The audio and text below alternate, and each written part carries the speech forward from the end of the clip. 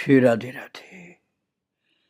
भक्तों, देवर्षि नारद जी ने जिस प्रकार की भक्ति की चर्चा की है, जिसके लिए उन्होंने भक्ति सूत्र की रचना की है, वो प्रेम का मतवालापन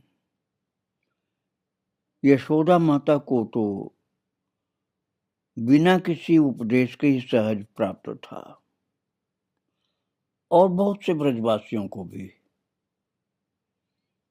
और निरंतर कृष्ण लीला चिंतन में अष्टयाम बिन प्रयास के तदनुरूप हो गई होती थी माता।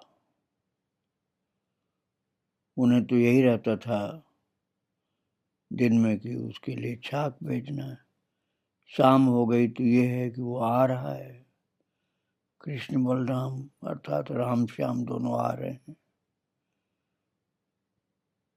और छोटा सा बच्चा भद्र जो है, कदाचित ही कुछ खा सकता है, वो आंसू पोंछ करके दोहनी मांगेगा, गायों की आवाज सुनाई पड़ रही। अब भद्र को ही नहीं, मैया को भी लगता है कि उसके राम श्याम गोष्ठ में अर्थात गौशाला में आ गए होंगे। गायें पुकारें और गोपाल न आ जाए, ऐसा हो नहीं सकता है। कन्हई कहीं भी खेल में लगा हो, गायों के पुकारने पर अवश्य दौड़ाता है। अब गोदोहन के समय तो सब बालक अपने गोष्ठों में अर्थात गौशाला में चले जाएंगे। दाऊ की, कन्हई की दोहनी भी मैं ले आऊंगा, भद्र आग्रह करेगा। भद्र जो है ये आग्रह करेगा कि दाऊ की और कन्हई की दोहनी भी मैं ले जाऊं। तो भद्र की माँ, जो मैया यशोदा की छोटी देवरानी है,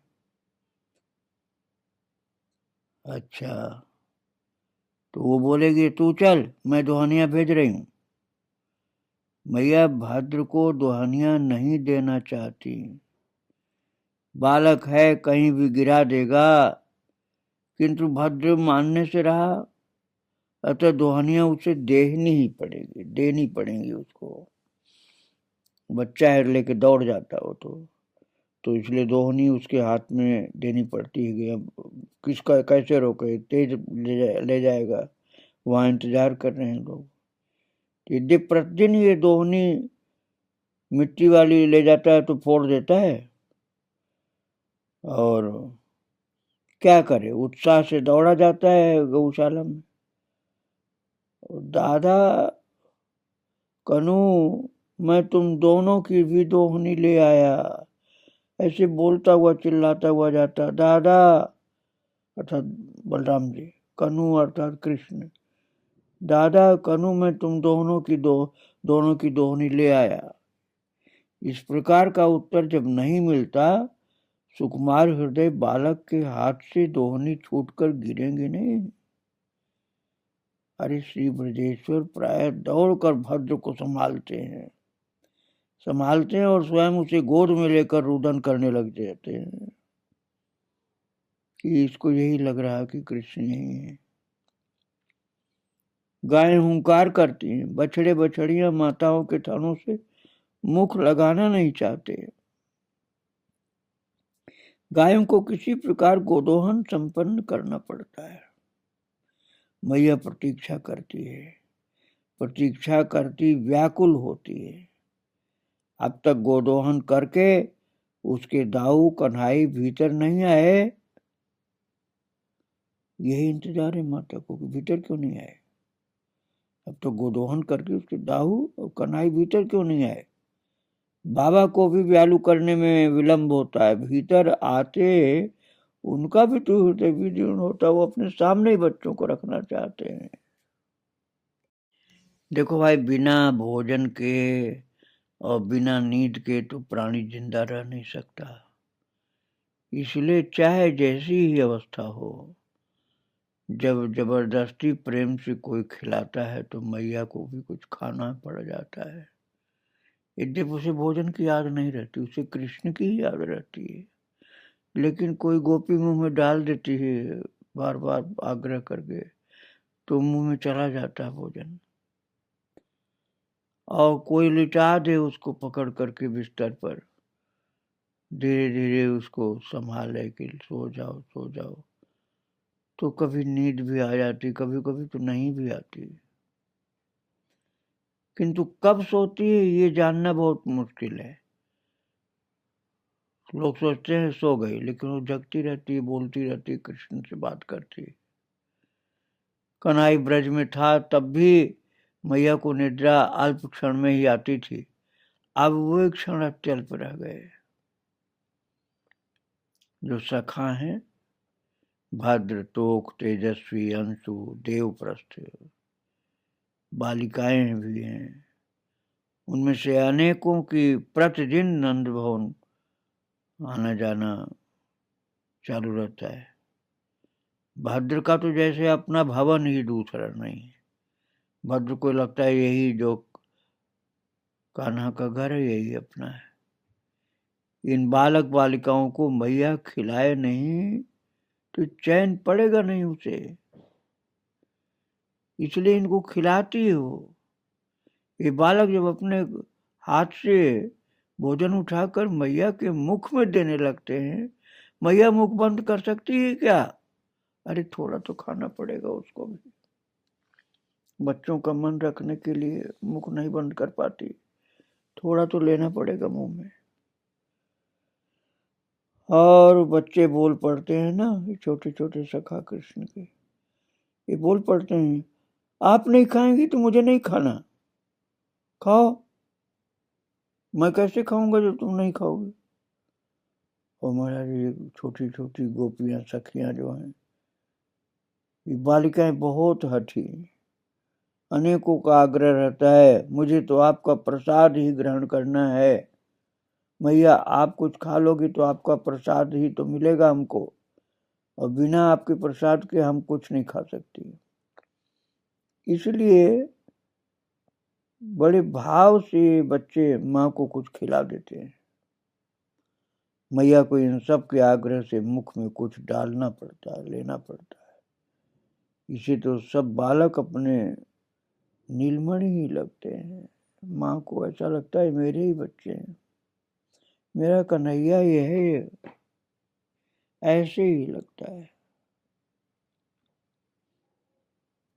ऐसा नहीं लगता कि श्याम नहीं है, श्याम के साथ है, ऐसा लगता उनको।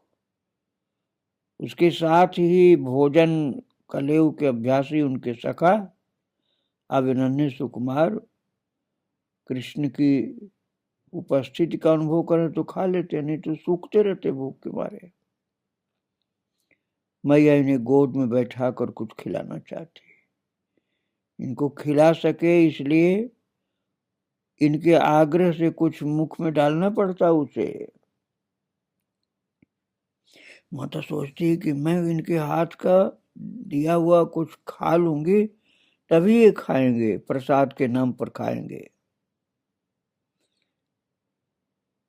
श्याम नहीं है, वो मथुरा में जा बसा है, ये जल्दी उसको याद ही नहीं आता।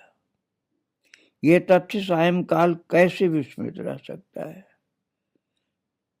नंद बाबा शाम का भोजन करने भवन में नहीं आते। अब रात्रि में कोई गोप उन्हें किसी प्रकार थोड़ा दूध पिला देता है, बहुत प्रेम आग्रह करके, नहीं तो भोजन कहाँ शाम को करते हैं। दाऊ और कन्हई आए नहीं, दोनों कब तक खेलते रहेंगे? अरे कोई उन्हें ले आओ ना। देर तक मैया की रट लगी रहती है, यही रट चलती रहती है। अरे दोनों आए नहीं, दोनों बच्चे आए नहीं, कब तक खेलते रहेंगे? ले आओ उनको, ले आओ, जल्दी ले आओ। आखिर में कोई ना कोई बालक आ जाता है, कभी कोई बालिका आ जाती है, उसका रुदन, उसका सूखा हुआ मुंह मैया व्याकुल होकर के उसी बच्चे को गले लगा लेती है, छाती चिपका लेती।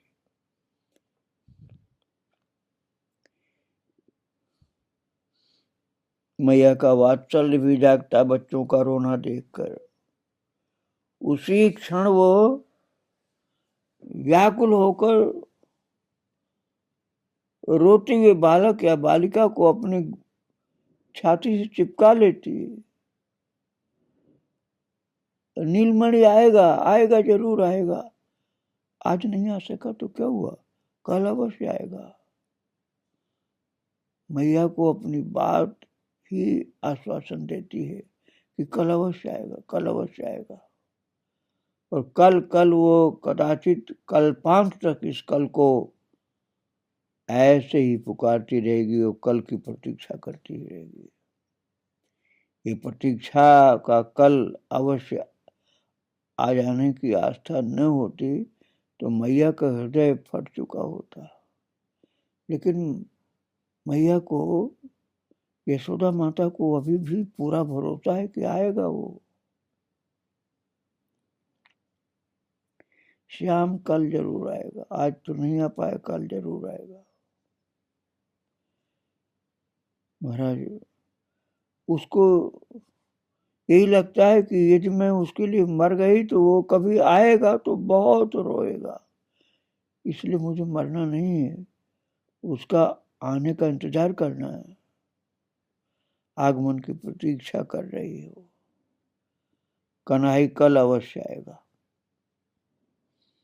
मैया स्वयं अपने शक जो है बार बार दोहराती है धीरे से, आएगा ना, वो तो आएगा। उस बालक या बालिका को अपनी गोद में लेकर के शैया पर थपकी देकर सुलाने का प्रयत्न करती है, जिसके लिए उसका कृष्ण के प्रति बहुत प्रेम है। पल के बंद होती हैं, विस्मृति ही तो जीवन बन गई है मैया की। उसे भूल ही जाता है कि उसकी गोद में कोई बालक है या बालिका। उसे लगता है उसका कन्हई सो रहा है गोद में। मैया को लगता है कि उसका कन्हई उसकी गोद में सो रहा है, उसके अंक से सटा हुआ। मैया टटोलती है, थपकी देती है, लोरी गाने लगती है। अरे ये तो इतना बड़ा हो गया। बार बार मैया चौंकती है उसे, बार बार लगता है कि उसका नीलमणि नन्हा शिशु है, अभी कुछ ही महीने का तो है। नन्हे शिशु के समान उसे नेत्र बंद किए ही किए संभालती रहती है, चद्दर से ढकती रहती है, थपकी देती रहती है।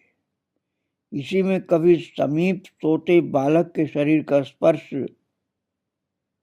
हो जाता है, लगता है कि श्याम अब शिशु नहीं है, कुछ बड़ा सा हो गया।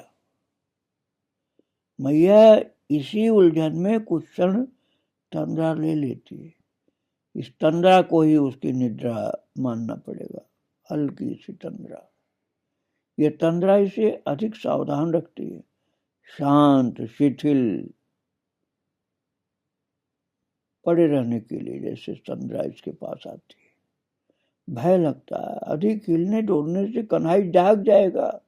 माँ को ये भय है कि ज्यादा हिलूंगी डुलूंगी तो कन्हई जाग जाएगा, अभी सो गया है। केवल हल्के से हाथ से थपकियां देने लगती हैं। अब जो अंक से लगा सो रहा है वो बालक तनिक भी सुगबुगाए तो मैया की थपकियों का वेग बढ़ जाता है, जल्दी जल्दी थपकी लगाती है और मैया लोरी भी गाने लग जाती है, लाला सो जा, लाला सो जा, लाला सो जा, नीलमणि सो जा। रात में अनेक बार मैया चौंकती है, अनेक बार पड़े पड़े ही मन हंसती भी है। मैं भी कितनी पगली हूं, नीलमणि सदा शिशु ही तो नहीं रहेगा। अरे अब बाबा के समीप सोने के योग्य हो गया है, किंतु मैया के स्नेह के कारण महर के समीप शयन करने जाता नहीं वो, और जा ही नहीं पाता मैया के पास से बाबा के पास। सोएगा तो मैया के पास, यही उसको विश्वास है। तंद्रा इस भाव को अधिक आह्लाद भरा बना देती है। जब उसको झपकी सी लगती है ना, लगता है कि अब मैं सो जाऊंगी, अब सो जाऊंगी, तो उसके हृदय में यही हालात भरा रहता है कि लाला चिपका हुआ मुझसे सो रहा है। और निद्रा के एक क्षण ये जो क्षण है निद्रा के हल्के से, यही मैया के सबसे आनंद भरे क्षण हो गए हैं अब। क्योंकि इस निद्रा के समय कोई भी बच्चा जो उससे सट करके उसकी छाती से लग के सो गया, उसी को कृष्ण मान करके थपकी देते देते हल्की से सो जाती है। लाला नीलमणि, लाला सो जा। ऐसे थपकी देते देते मैया भी सो जाती है। और मैया को और कृष्ण को जो भाव में ही छाती से चिपके हुए हैं, उन दोनों को प्रणाम करके आज यहीं विराम दें। आगे फिर चर्चा करेंगे। श्री राधे राधे। जय जय श्री राधे श्याम। जय जय श्री सीताराम। वृंदावन विहारी लाल की जय। राधा रानी की जय। श्री राधे।